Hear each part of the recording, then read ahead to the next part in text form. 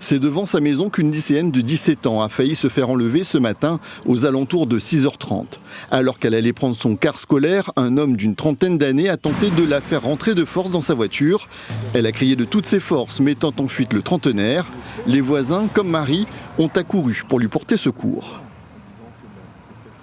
Il a fait en sorte de mettre sa main devant sa bouche pour l'empêcher de crier, mais je la félicite, cette fille-là, parce qu'elle a pu hurler de toutes ses forces pour pouvoir alerter l'entourage. Et justement, elle a une réaction incroyable, c'est de se porter à terre, justement, et de l'empêcher de la porter.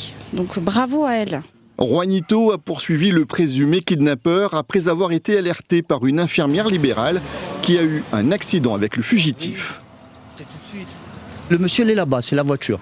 En fait, m'a couru ma partie et m'a attrapé le monsieur en train de rentrer chez lui. On ne réfléchit pas dans ce cas-là. Où ça va, mais on ne réfléchit pas. Par la suite, après, on peut poser aux 50 000 questions en disant s'il y avait quelque chose ou pas. Mais quand on est dedans, on est dedans. Selon les témoins, le trentenaire est un homme renfermé et oisif. Il habitait quelques centaines de mètres au-dessus du lieu de l'agression. Il rôdait depuis plusieurs jours devant le domicile de sa victime. Elle avait alerté ses parents. Son père lui a donné le meilleur des conseils. Le papa a fait beaucoup de choses. L'a prévenu à elle. S'il y a un souci, s'il y a un monde, comme elle avait raconté déjà l'histoire avec son papa, comme de quoi le nana monsieur va-y à droite, à gauche. Elle dit voilà, si le monde y vient, s'il attaque à elle ou quoi que ce soit, tomatez.